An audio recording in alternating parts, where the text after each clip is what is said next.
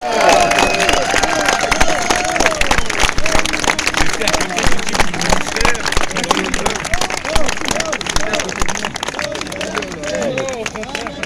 je donne la parole à Mathilde Panot, présidente du groupe LFI à l'Assemblée nationale et députée de la 10e circonscription du Val-de-Marne, qui est également coprésidente du comité de soutien à Antony. Merci. Bonjour à toutes et à tous. C'est un joli moment qu'on vient de vivre. Alors on va attendre dans 3 semaines qui est le jugement. Mais c'était un beau moment après 2 ans et demi. Après 2 ans et demi et je pense que moi aussi je vais dire merci à Antony parce que Antony, certes, c'est une lutte qui le dépasse. Antony, c'est aussi un symbole de toute la lutte qui est menée par l'inspection du travail, de toutes celles et ceux qui luttent dans ce pays pour que les droits des travailleurs et des travailleuses soient respectés.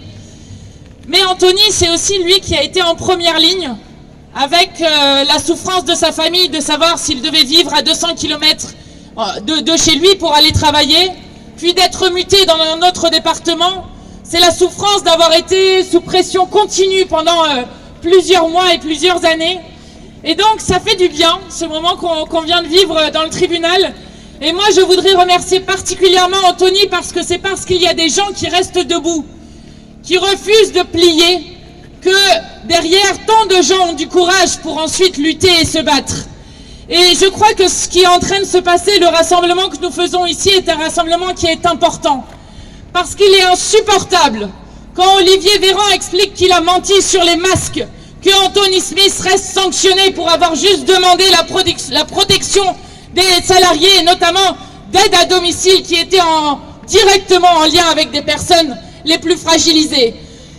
Lorsque Madame Borne, qui est celle qui a continué la sanction, je le répète, lorsque Madame Borne a été promue première ministre, il est insupportable qu'Antony Smith, qui n'a fait que son travail d'inspecteur du travail, soit encore sanctionné.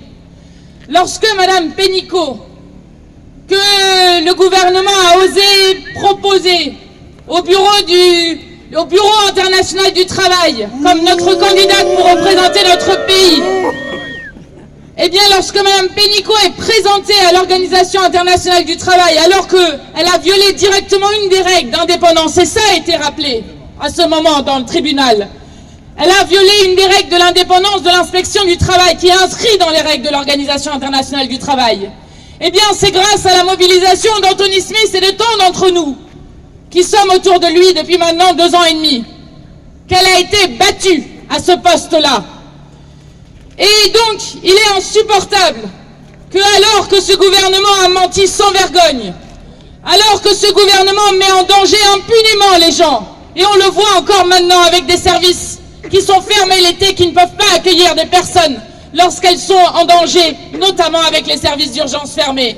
Il est insupportable que celles et ceux qui veulent protéger les salariés de ce pays soient non seulement désarmés, puisqu'on me rappelait le chiffre de 20% d'effectifs en moins en 10 ans, et ce chiffre effrayant que tu viens de rappeler, de 1800 inspecteurs et inspectrices du travail pour 20 millions de salariés dans ce pays.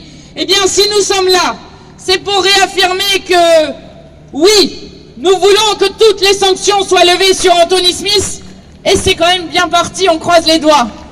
Oui, nous voulons réaffirmer ainsi l'indépendance de l'inspection du travail. Et oui, nous voulons réaffirmer que nous voulons une inspection du travail forte dans notre pays, parce que c'est le seul moyen de protéger celles et ceux qui travaillent, et celles et ceux d'ailleurs qui en sont privés. Donc merci Antony d'avoir tenu. Merci d'avoir été si nombreux et nombreuses à ses côtés, et je le dis aussi en tant que coprésidente de son comité de soutien. Et nous continuerons ce combat-là à nos côtés. Nous serons le 10 octobre aux côtés des inspecteurs et inspectrices du travail du 93 qui sont aujourd'hui menacés eux aussi de répression pour s'être battus contre le sous-effectif. Nous continuerons ce combat. Et la victoire d'Antony Smith, je l'espère, sera un premier pas pour redonner du courage à toutes et à tous. Oui, nous ne sommes pas condamnés à vivre dans ce monde de malheur. Oui, nous pouvons vivre tout autrement. Et c'est la voie que Antony Smith a tracée. Merci. Merci Mathilde. Je donne la parole à Thomas Porte, député France Insoumise de la 3e circonscription de Seine-Saint-Denis.